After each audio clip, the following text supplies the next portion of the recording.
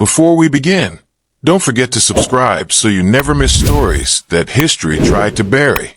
What would you do if your body, your name, and your soul were taken from you because an emperor thought you looked like someone he lost? This is not fiction. This is Rome. And this is the true story of Sporus. The boy was transformed into a ghost of a dead empress by the most dangerous man in the world. In the brutal heart of the Roman Empire, where emperors were gods and beauty was both a blessing and a curse, lived a boy whose fate would echo with horror through the centuries. His name was Sporus, a young freedman with delicate features, quiet manners, and no reason to suspect that the emperor himself had begun to notice. Rome, 65 AD. Nero ruled the known world. His palace glittered with stolen gold, and smoke still curled from the ruins of the Great Fire, while fear settled over the empire like an iron fog. Inside the Domus Aurea, the Golden House, Nero mourned his wife, Poppaea, who had died in strange and violent circumstances. Some said the emperor kicked her to death while she was pregnant. Others whispered of poison, rage, madness. But one thing was certain. Nero was unraveling. And then he saw Sporus, not as a boy, not as a servant, not as a person, but as a mirror, a reflection of Poppaea's lost beauty. In that moment, Sporus' life ceased to belong to himself. He became an obsession, a memory reanimated. Nero's grief turned monstrous. The emperor, consumed by longing and warped by power, ordered that Sporus be castrated. It wasn't enough to dress him in silk or call him beautiful. Nero wanted to own him, to reshape him into a living version of the woman he could not bear to lose. Imperial physicians, trained to serve the will of gods, performed the surgery in silence. No records of Sporus' consent exist. No words from the boy remain. What we know is that his body was changed forever, and with it, his identity was erased. And then came the wedding. A full Roman marriage ceremony, not parody, pageantry. Sporus was renamed Sabina, adorned in Poppaea's jewelry, veiled like a bride, and led down the aisle before Rome's most powerful. The emperor stood beside him as husband, smiling, triumphant, convinced that death could be undone with illusion. This was not romance. This was theater soaked in blood. The empire watched in stunned silence. No one laughed. No one stopped it. And as Nero paraded Sporus through the streets, hand in hand, calling him empress, Sporus could only endure. He was no longer a person in the eyes of Rome. He was a doll, a decoration, made for display and used to pacify a madman's grief. Imagine being forced to live as someone else, to wear their clothes, answer to their name, and smile as the man who may have killed them calls you my love. That was Sporus' new life. One of constant performance. Public dinners, imperial ceremonies, private nights beside the emperor. Each moment carefully watched, judged, and staged. Behind every silk robe was the weight of horror. And behind every compliment from Nero was a command, be her. Never be yourself again. Rome, with all its power and gods, let it happen. Because no one denied the emperor what he desired. And what Nero desired was to bring back the dead, even if it meant killing a living soul to do it. Sporus was no longer allowed to walk alone. Every step he took was guided, watched, and weighed in the shadow of an emperor who had mistaken obsession for love. The Roman court played along, of course. They always did. Senators bowed to Nero and his empress.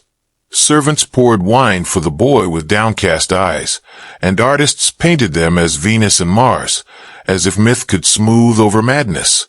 But the whispers never stopped. In the corners of banquets and behind palace curtains, everyone knew. This was not a love story. It was a possession, a living tomb. And Sporus, who had once had his own voice, now spoke only in the echoes of Poppaea. He was paraded not only through Rome but through the provinces, seated beside Nero like a puppet dressed in someone else's skin. In Greece, they attended games and festivals, where poets sang of beauty and loss, and Nero demanded that his new wife be praised like a goddess. But there was no divinity in Sporus' eyes, just resignation. Just the quiet endurance of someone trapped in a play they never auditioned for. People watched him, yes, but no one saw him. And perhaps that was Nero's design all along. Because as long as Sporus wore Poppy's veil, Nero could pretend he hadn't murdered the woman he claimed to mourn. He could rewrite memory, paint over guilt, and claim that love had conquered death. But beneath the silks and gold, Sporus was still a boy. And every performance came with a cost. We don't know if he ever cried, or if he ever tried to run. History doesn't give us his voice, only the reactions of those around him. And what they tell us is chilling. In one notorious banquet, Nero brought Sporus forward before a hall full of guests.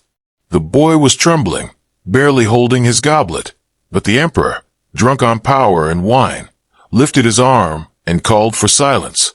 "Is she not lovely?" he declared, gesturing toward Sporus, Rome's most loyal wife. The crowd applauded, though some looked away. Sporus said nothing. He didn't have to. His silence was the most tragic sound in the room, because everyone there knew. He hadn't chosen this. He hadn't vowed anything. The empire had decided for him. They had taken his name, his body, and now even his reflection no longer belonged to him. But Nero didn't care. Nero was composing operas and singing to stars, convinced that Rome adored him. And when he wasn't performing, he was dragging Sporus to rituals, temples, and blood-soaked reenactments meant to honor dead gods and forgotten queens. Each time, Sporus stood there, veiled, quiet, trembling. Not a bride, not an empress, just a memory forced into human flesh. And while Rome watched with masks of celebration, the boy inside the costume faded. Not physically, but piece by piece, day by day, Sporus disappeared. Because how long can you be someone else before the world forgets who you really were? The empire that once praised Nero began to tremble under his feet. Rebellions flared in the provinces, senators plotted in secret, and even the gods seemed silent as famine crept across the land. Nero, once adored, was now feared, and fear has a way of turning crowds into mobs. But while Rome burned with unrest, Sporus remained by his side. Still veiled, still silent, still bound to a man whose mind was unraveling by the day. The performances became stranger. Nero would wake screaming in the night, calling for Poppaea, demanding music, demanding Sporus to sing, even though the boy had never been taught. And when no sound came, Nero wept and struck walls, then held Sporus as if clinging to a memory that refused to come back to life. He spoke to him in whispers meant for a dead woman. He kissed him like a ghost. And Sporus endured it all. Because where could he go? He was not free. He was not even himself anymore. He had been rewritten, reshaped, renamed. And now, as the empire turned its back on the emperor, Sporus would be the last person to remain. No army, no allies, just a boy with hollow eyes and a body carved by power. When Nero's enemies finally reached the gates, he fled with only a few companions, and Sporus was one of them. Think about that. In the final days of an emperor's reign, with the empire collapsing around him, he chose not a general, not a senator, but a silent, broken figure he had molded in grief. They wandered through the countryside, like hunted animals. Nero cut his hair in disguise, wore old cloaks, and begged former allies for shelter. Few helped. Most turned away. The emperor of Rome was now an outlaw. And Sporus, still in silks, followed in silence. We don't know if he ever asked to leave. We don't know if he tried to run. But he stayed. Whether by force, fear, or something deeper, he remained until the bitter end. And that end came in a quiet villa on the outskirts of Rome. Nero, cornered and trembling, prepared for suicide. But he could not bring himself to do it. Instead, he begged his companions to help him die. One man refused. Another wept. And then, as the story goes, Nero looked into Sporus' face, his last reflection of Poppaea, and said, "What an artist dies in me." A moment later, the blade struck. The emperor was dead, and Sporus remained standing, alone, not free, not celebrated, just alone. The man who had turned him into a symbol, into a substitute for a dead queen, was gone, and the boy left behind had no idea what came next. Because when your whole life has been someone else's fantasy, who are you when the dream dies? Freedom never truly came for Sporus. When Nero's body was taken from that villa, when the empire exhaled and Rome tried to heal, no one thought to ask what would become of the boy he left behind. There were no records, no speeches, no promises. He was simply absorbed, passed like an artifact between men of power, each one knowing what he had once been. First, it was Nymphidius Sabinus, the ambitious Praetorian guard who tried to take the throne. He took Sporus into his household, not as a citizen, not even as a person, but as a possession of the former emperor. Some said he paraded him like a trophy. Others said he spoke of marrying him, continuing Nero's twisted legacy. Sporus did not resist. He could not. He was a survivor now, not a boy. And survivors in Rome knew one thing: stay quiet, stay useful, stay alive. But Nymphidius fell before his plans could take root. The Praetorian guard turned on him, his body discarded like Nero's, and Sporus passed again. Now to Otho, one of the many who fought for the imperial crown in Rome's bloody year of 4 emperors. Otho, once close to Nero, also kept Sporus by his side, not as a mockery, not even as a lover, but as a symbol, a silent echo of a reign that refused to die. He dressed him in the same silks, whispered old names in his presence, and used him like a charm against rebellion, as if Sporus held some imperial magic. And all the while the boy endured.